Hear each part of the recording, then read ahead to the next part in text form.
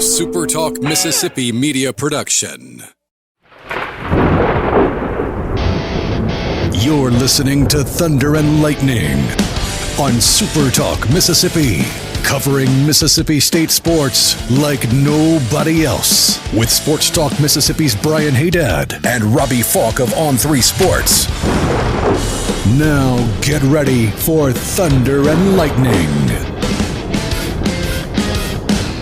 This is Thunder and Lightning here on SuperTalk Mississippi.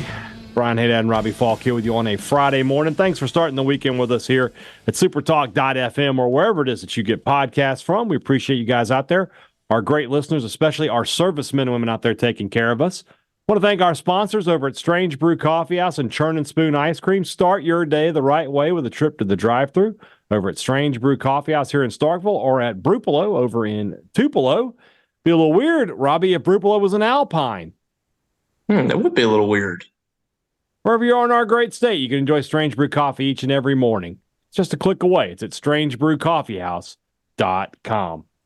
Pip Printing and Signs, reliable service for every business need. It's a catchy slogan, but it doesn't tell the whole story. What tells the whole story is a quick trip to the Pip Printing website, pipridgeland.com, so you can get the real scope of what they can do for your business. If you need to get your message out there, if you want to attract new customers, you want to keep the customers you have, you got to have a solid printing plan in place.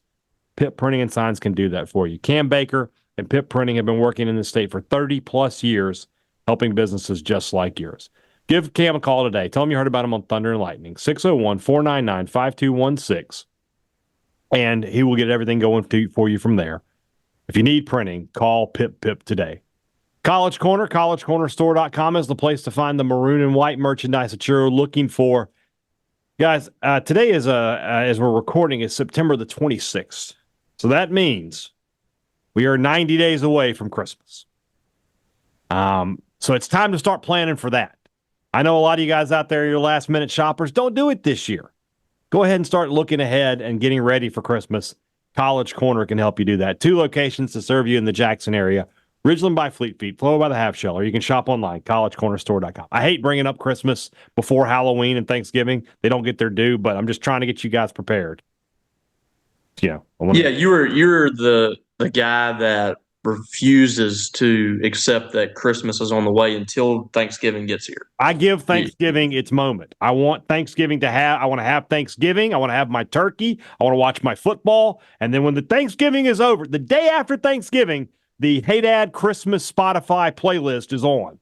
All right. I'm good with that. But on the day before Thanksgiving, that is still Thanksgiving time. Yeah. All right. We have to have our Thanksgiving feast first. Yes, I have to. It's foolish to and Halloween. I want that. Halloween to get its due too. I like Halloween. I do. I'm not a super into Halloween person. I'm not gonna, I don't get into costume myself, but I like Halloween. I don't do the costume either, but my daughter was born a day before Halloween, so she absolutely loves. Do you know Halloween. What she's going to be for Halloween this year?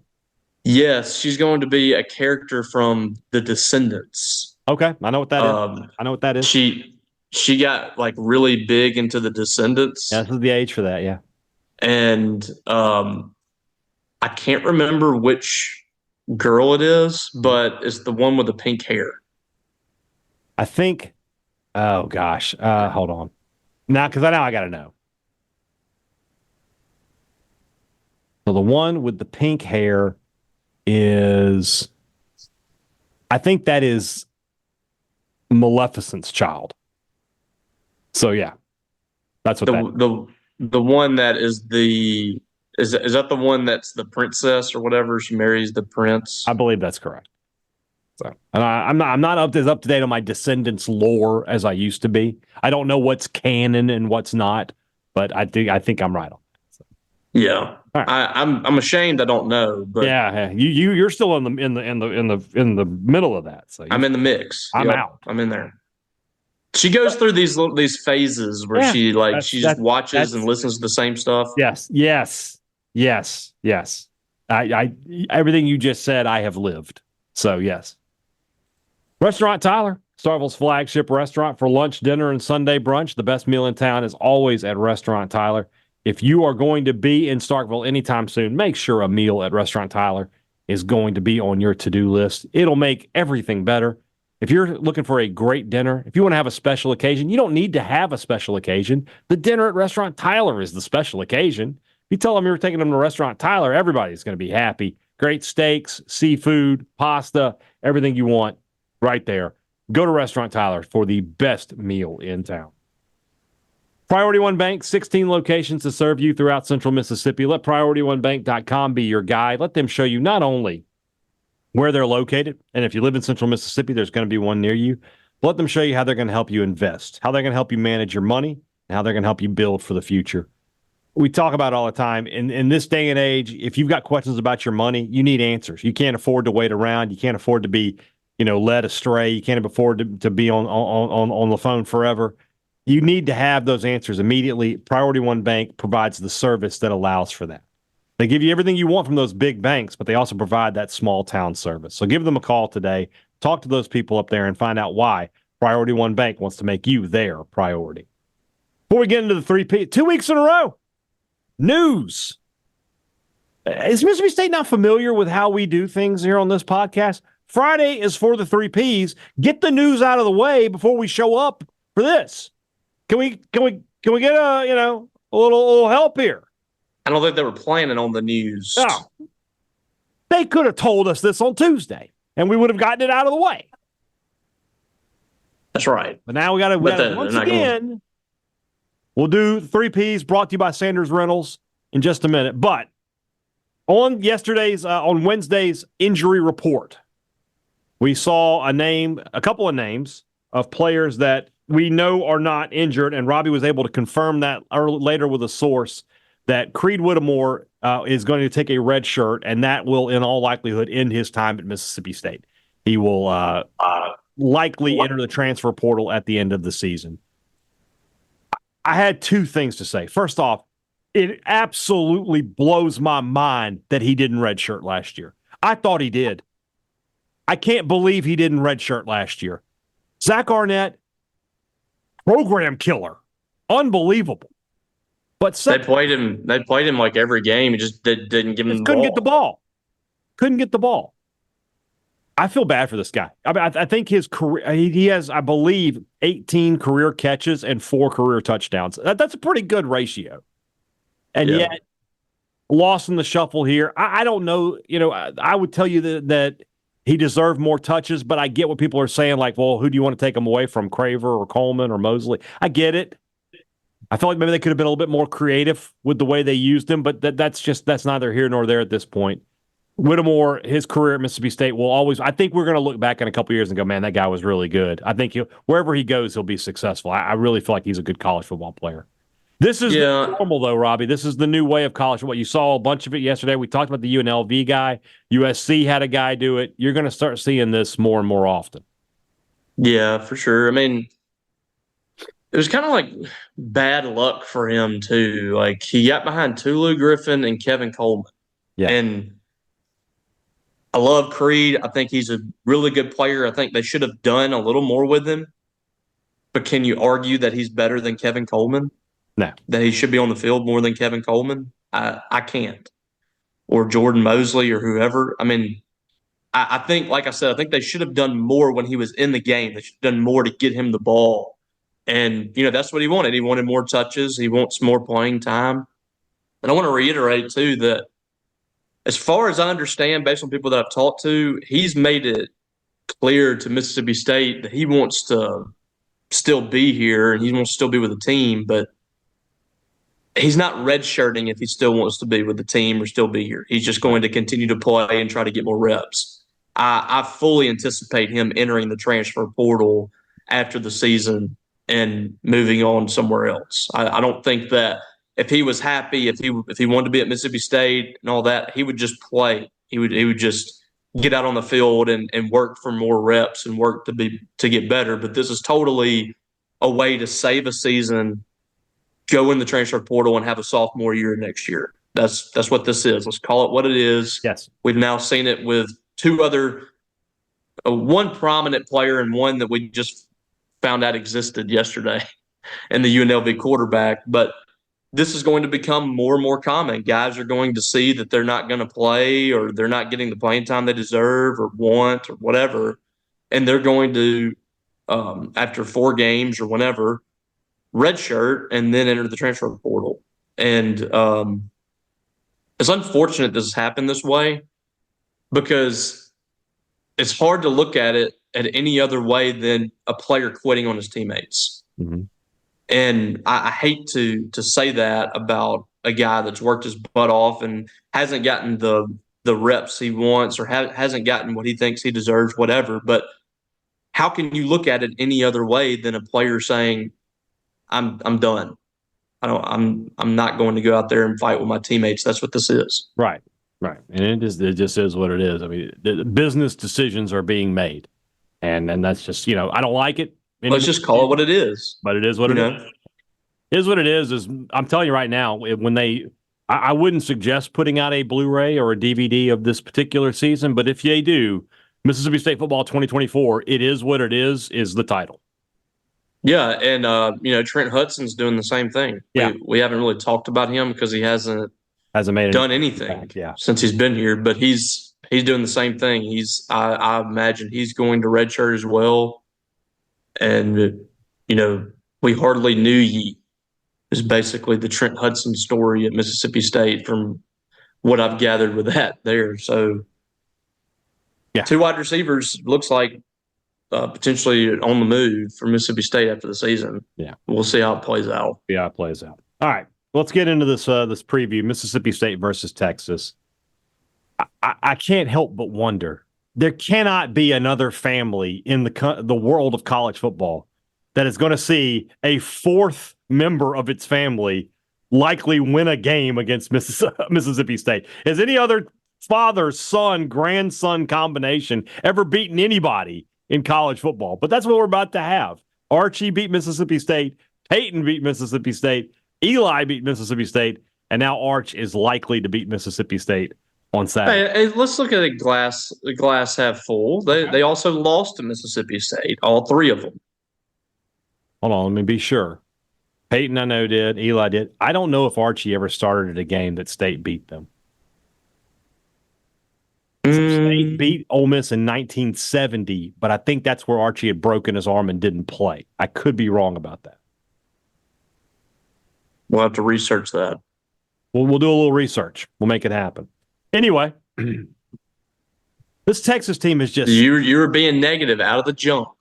Well, what if Mississippi State comes out of nowhere and, like South Texas Dogs said, they win the ball game? Well, I will on Saturday, and then there's 4 Manning grandfather, son, grandson, whatever. Yeah. They all lose. Well, I'll tell you what. I'll tell you the same thing that I said on SportsTalk Mississippi. What if Margot Robbie walks in that door right now and takes me away from all this? Well, it could very well happen. You never know. The same odds. The odds are. You got to be fair. Call it down the middle. So I'm sorry that I'm slandering again. Call it down the middle. I will not. I will call it as it is, sir. As it is what it is. We're changing the name of the podcast. It's no longer Thunder and Lightning. That's probably is what it is probably the most used phrase in my vocabulary. Yeah. In my repertoire. Your repertoire? There you go. Yeah. So on the season, I mean, Texas, their quarterbacks are it's interesting the completion percentage difference. Quinn Ewers was at 73%, Arch Manning just over 62%. But Arch is taking more shots down the field for whatever reason. From a running back perspective, Jarrett Gibson and Jaden Blue are their 2 leading rushers, both over 200 yards, both averaging 4.5, 5 yards a carry.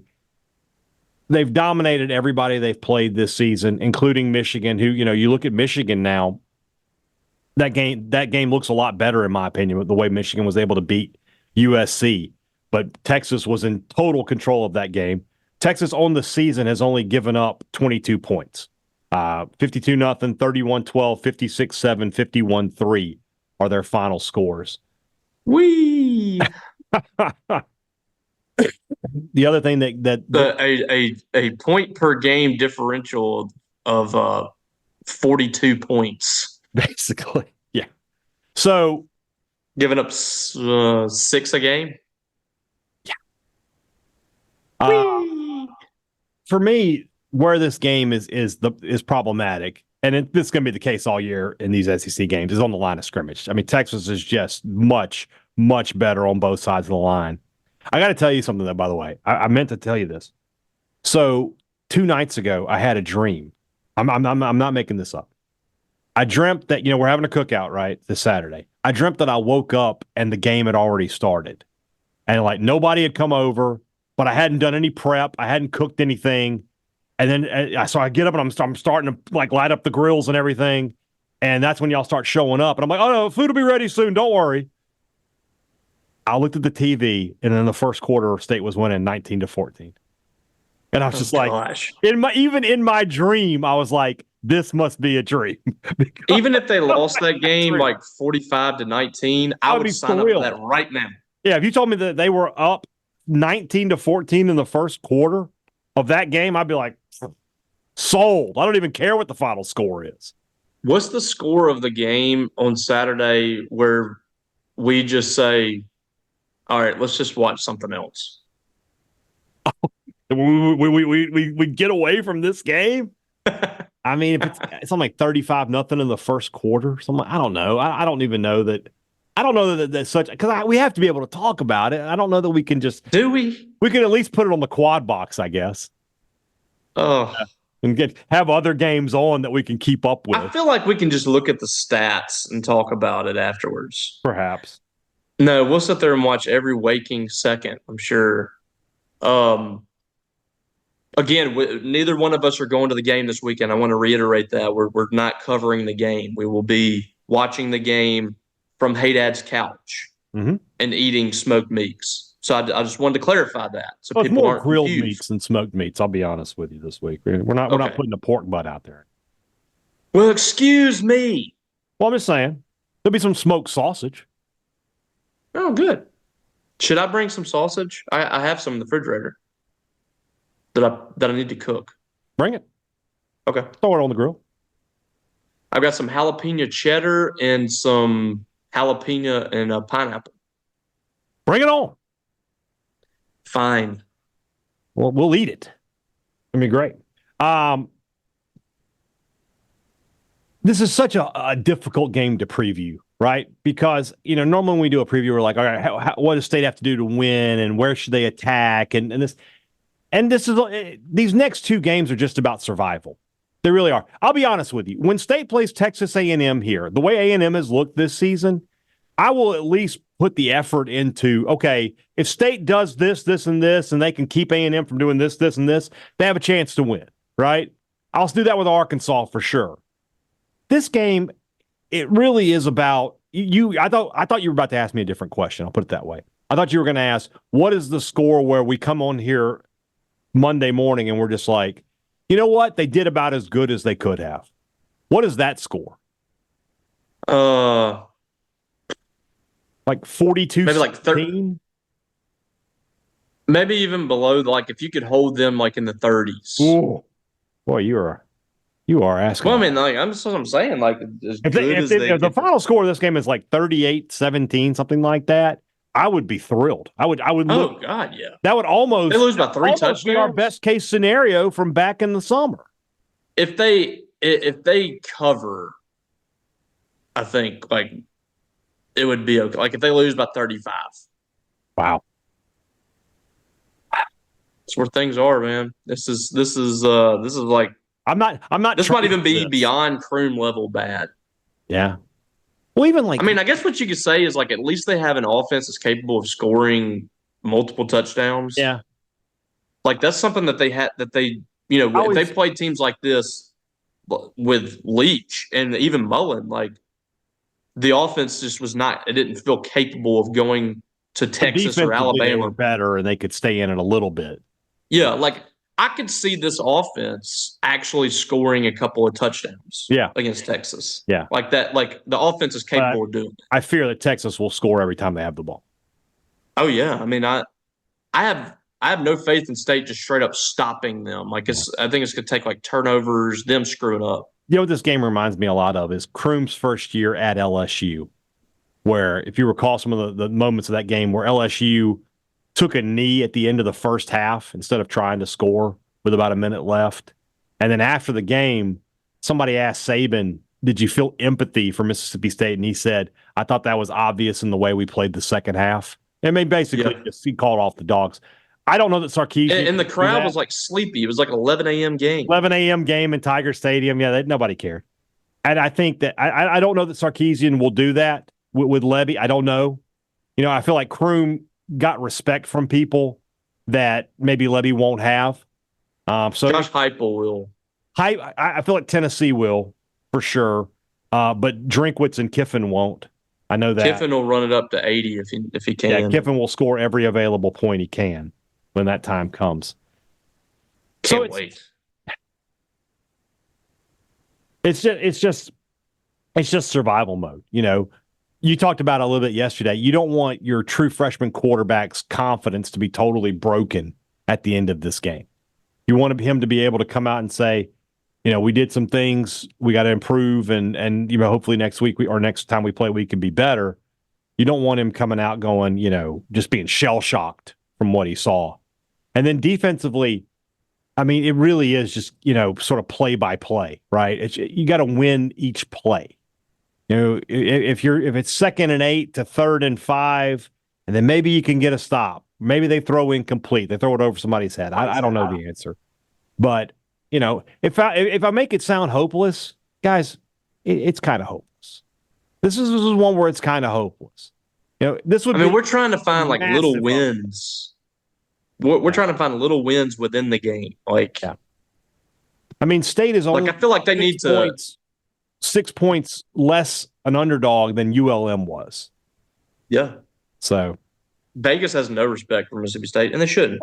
They should. But I feel like State has got to play ball control offense in this game. I don't even think they can do tempo. They need to be able to. The tempo to a certain extent, but not we need to score in 40 seconds. They've got to keep the defense off the field. That's a good point. And how can Levy do that? Can he change the way he calls offense to sort of use a little bit more? Yeah, he can. Yeah, he can pull back a little bit. He's done it some this year. And we've been sitting there going, why are they not running the tempo here? But to do that, they're going to have to run the football. Yeah. So it's a catch-22. Can they even run it? That's the question. And by the way, I did some checking. Xavier Gayton is available for this weekend. That's good news.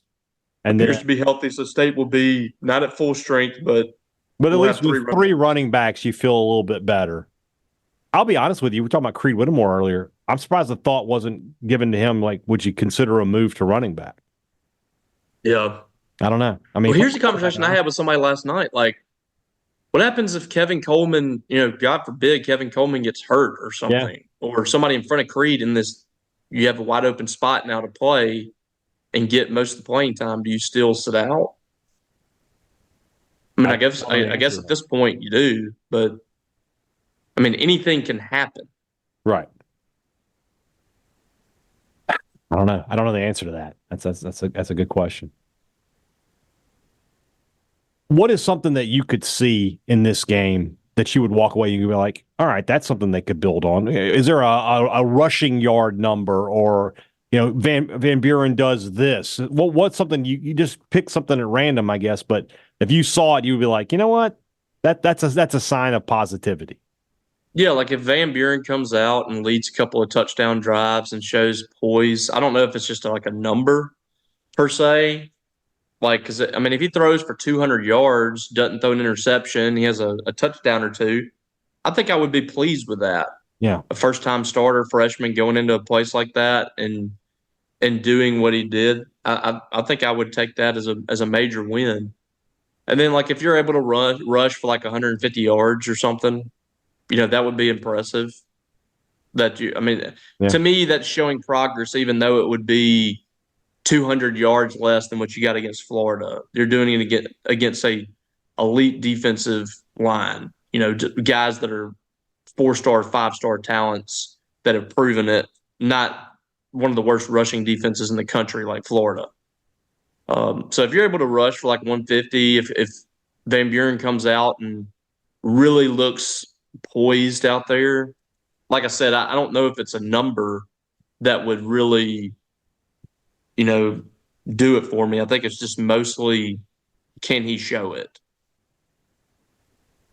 We will see. We will see. All right, let's move into the rest of the show. That's brought to you by our friends over at the Mississippi Beef Council, who want to remind you that beef, it is what's for dinner. If you're cooking out this weekend, nothing beats the sizzle of beef on the grill. If you're not cooking out, you just want to make it easy on yourself, we have so many great steakhouses in the state. You can barely go down the road a piece without finding one. So go enjoy a great steak this weekend and support our local beef farmers. Don't forget, there's so many of them, and they do $500 million a year with us in agribusiness across this great state. Beef, it's what's for dinner, thanks to our friends at the Mississippi Beef Council. Two Brothers Smoked Meats in the heart of the Cotton District is the place to find the smoked Southern soul food that you are looking for. You certainly are looking for it. When you want to have a great meal, it's just right there in the Cotton District at Two Brothers. Not just barbecue, it is smoked Southern soul food. Or if you want what we on this show call a fancy sandwich, you just head over to the Older Brother, just down the way, also in the Cotton District. I've been excited every time I've gone to the Older Brother recently. It's been packed. So that makes me happy. Mm-hmm. I like seeing people have found out, and for such a small space, you're not seeing a lot of complaints about having to wait. They're getting people in and out. They're doing a great job. The food is fantastic. So kudos to Terry and to Barton and their staff. They've done a great job with the Older Brother. If you want to have a great meal in the city of Starkville, just head to the Cotton District, head to Two Brothers, or head to the Older Brother. Great products, great service. Every business likes to promise it to you. They deliver it to you at Advantage Business Systems, and that's what they've been doing for 50 years. 50. When you need technology for your business, give Advantage Business Systems a call. And then if you need service of any kind, well, it's really easy. You just make the same phone call. You call the same number. You talk to the same people, and they take care of it for you. Because they're in Mississippi, there's usually not going to be much of a wait, if any at all, because they can take care of your problems the same day a lot of times. 601-362-9192, or you can visit them online at absms.com. Find out how Advantage Business Systems will help your business do business. Before you go to the games this fall, you need to go to Maroon & Co. Before you're at Davis Wade, the Hump, or Duty Noble Field, a trip to Maroon & Company is a must. It's the best place in Starkville to grab Mississippi State gear. They have a selection unlike anybody else. They are the exclusive provider for the Bulldog Initiative, so if you want to get that gear, if you want to support the Bulldog Initiative, the easiest way to do it is a trip to Maroon & Co. And you can save 15% off on a lot of items. Thunder 15 is the code at checkout in the store or available online. Use that code. Again, some exclusions do apply. Before you go to the games this fall, you need to go to Maroon & Co. And I think some people had some issues with that promo code. We talked to Wyatt about that, and it should be cleared up now. If you've been having issues with that, I'm pretty sure that he got that cleared up the other day. Yeah. Again, if you don't, that's online. You have an issue, tweet me and Robbie about it, and we'll see what we can find out. We'll be happy to help. Yeah.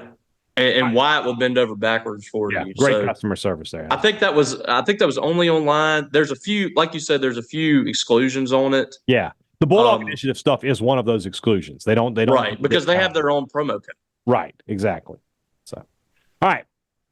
Playmaker time, Robbie. Who do you think is going to have a great offensive performance in this game?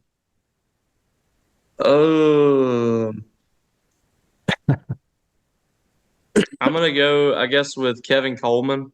Okay. I mean, he's been one of the few constants for Mississippi State every week. I have no faith that State's going to be able to come out and just run the football, so I can't go with a running back. Mm-hmm. But I do think this is a guy that in a game against like a defense like Texas that has the dudes that can kind of match with whatever you try to throw at them, mm-hmm. It takes an athlete like Kevin Coleman that can make something out of nothing, because there's going to be some plays there where there's nothing there. You get the ball in his hands and maybe he makes one guy miss, gets the edge or something. I think he's going to be one of the guys that's able to make a play or two for Mississippi State. I'm going to go with the running game in this one. You have faith in the running game, huh? Yeah, well, why not? I kind of willed it into existence last week with the running game. They were much better on the ground. Let's see if they can stack back-to-back performances. And I think Van Buren gives them a little bit more in the running game than Chapin does. I think he's a little bit better runner. But we'll go with Johnny Daniels again. I think he's been the most consistent guy in that group. So I see him getting some carries in this one, and we'll see what he can do with it. But if he can be around 60, 70 yards, Booth can be around 50, 60 yards, and then Gayton maybe comes in and gives you around the same, that's going to be a good day on the ground for Mississippi State. It doesn't mean that they're going to win. It doesn't mean that they're going to even control the clock. But they've got to, like you said earlier, they got to control the tempo of this game just a little bit to keep that Texas defense off the field, and the run game is definitely going to be with it. I have an announcement. I will be abstaining. Are you going to cut out the defensive playmaker? There will be no defensive playmaker from Brian Hadad. Now, if you want to pick one, you go right ahead. But you got to actually make a play to be a playmaker. So, no, sir. I think that we should stand in solidarity here, and until we see a playmaker on defense, we don't pick them at any point. There will be no defensive playmaker made until we feel somebody. I'll tell you what. Until we feel that they deserve it. The next time there's an interception, that guy could be the playmaker the next week. Because the problem is, like, they're giving up a touchdown almost every single drive during games. Like, remember the Arkansas game in 2016? We always refer to that, talking about Peter Sirmon. That was just, like, we thought that was crazy that Mississippi State did not force Arkansas to punt. Right. That's now happening a lot. Like, it's not just like that was like a one-off for Peter Sirmon's defense. This can happen in several games this year. Mm-hmm. So yeah, I think the decision to go without a playmaker until further notice is the way to go on defense. Very good. Who is your X factor? Maybe we go without an X factor too. No, because you can go with an offensive guy. If State has success in this ball game, it's because of Michael Van Buren, the quarterback play that he brings to the table. If they're able to stay in the game and get some points, Michael Van Buren's making plays for him. So I guess I could have made him playmaker, but I don't have faith just yet in that he's going to go on the road and do that. And I like Michael a lot. I think he's going to be a really good player, but this is a different deal. So, but I will go with him, I think, for my X factor. That's also who I was going to go with because he is the ultimate X factor. We don't know anything about him hardly at all. So anything he provides is a positive. So I'm interested to see how he performs, how he reacts to that hostile environment, and how he does. Lost in all this, in all the sea of negativity that we have to provide here, there's this glimmer of hope that this kid is the next great quarterback, that Jeff Lebby has found a gem, and he's going to put him out there. And look, maybe he takes his knocks this year, but next year he comes out and he's one of the top quarterbacks in the country. The talent is there, I think. We'll see if he can get there. So, yeah, for sure, we'll do that. I can't. The great thing about sports is that even whenever you have no hope, you have hope somehow. Correct. Like Mississippi State is staring down the barrel of 2-10. Mm-hmm. They just lost their starting quarterback. They're having to throw in a true freshman quarterback, and yet I think the glimmer of hope is, hey, this kid could be really good. Like, what if he goes out there and shows out? This was Jeff Lebby's chosen one. This is the guy he recruited at Oklahoma. When he got in the portal, he was immediately tied to Lebby. Lebby loves the kid, and Lebby's been really good at identifying quarterbacks. There's a glimmer of hope there. There's hope that this guy's going to lead you into, bringing yourself back from the dead here. Yeah. So, and that's the thing about, when you lose a starting quarterback, the backup, there's always, this mystique of how is this kid going to handle things? And we've seen some great things come from that. Dak Prescott emerged from that. I'm not saying this kid's going to be Dak, but we've seen it before. All right. I can't wait to hear your prediction. Maybe it's not as bad as – well, it's pretty bad. I'm going to say 48-10. Okay. I think State is on the verge of covering the spread because I think that Texas they're going to let their foot off the gas a little bit. They're going to build a big lead, and then we'll see a lot of the backups, which is kind of depressing that you are playing their backup quarterback and he's that good. That's kind of the embarrassment of riches that Texas has. But 48-10's my prediction. All right. Maybe I'm giving the offense too much credit. I don't know. I'm gonna go real old school Hadad on this one. The 10 is negative. The 10 works for me. I go 10. I'm gonna go 58-10. No, it's 56. We'll just go 8 touchdowns. 8 touchdowns. Yeah, 56. Which is crazy because that was not that far off from what Florida scored. No, I mean Florida scored 45 and had 2 touchdowns called back. So, I mean, that's the scary thing about this is like some of these teams, you feel like they can just name their points. Correct.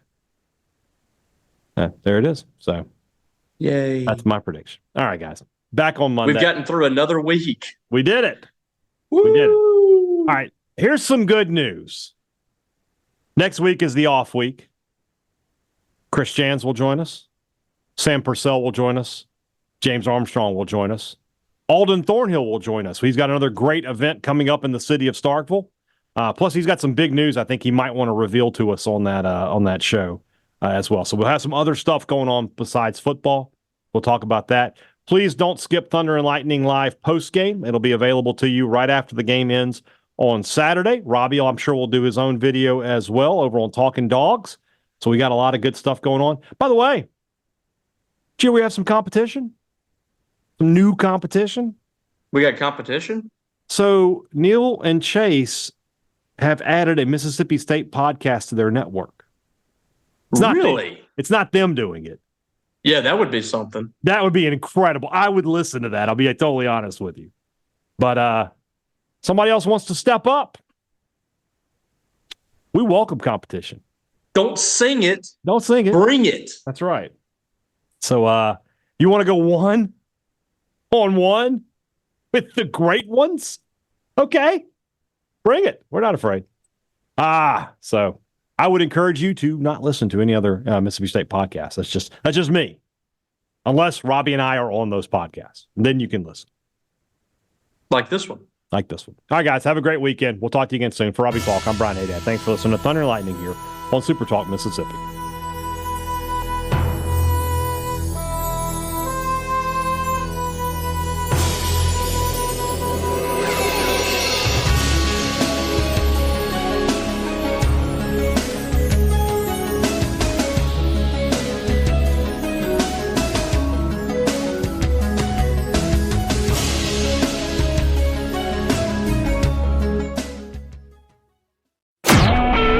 SuperTalk Mississippi Media Production.